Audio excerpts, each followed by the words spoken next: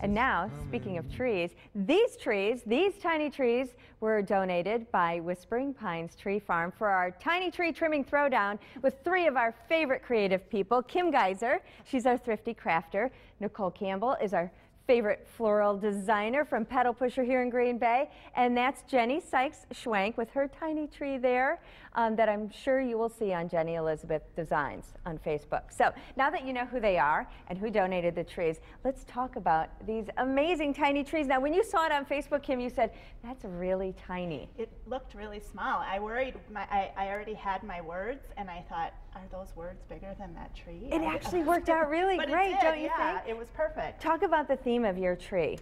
Well, I love vintage, so I used a lot of vintage elements, and then I loved the idea of butterflies in the winter. It's just, it doesn't make sense, so it's fun. It's whimsical. Yes, so then I love the live, love, laugh.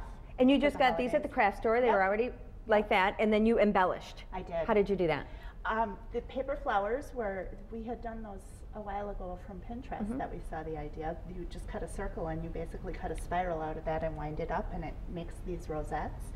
So cute. Used my butterfly punch and just used some paper I had lying around.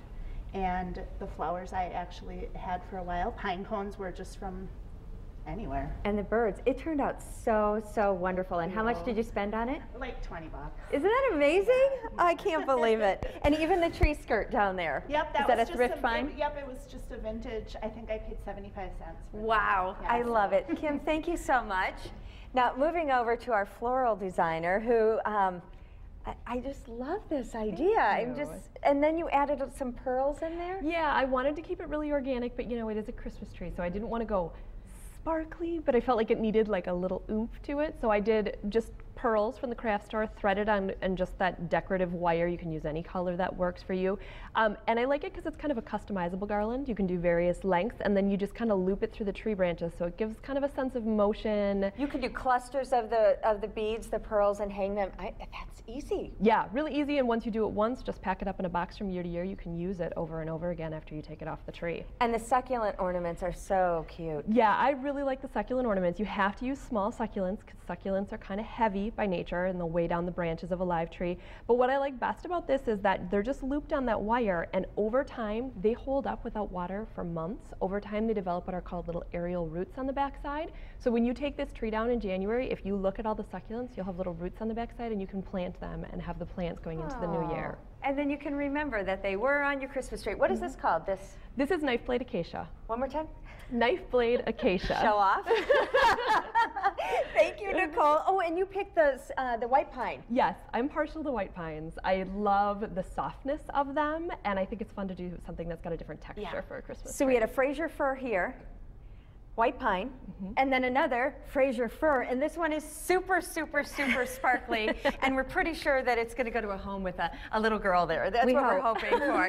This is Jenny Sykes-Schwank of Jenny Elizabeth Designs, and you're a big fan of Alice in Wonderland. Big fan of Alice in Wonderland, and the original manuscript that Lewis Carroll wrote was actually a Christmas gift to a little girl to recall a summer memory of a boat ride they had taken together where he first told her the story.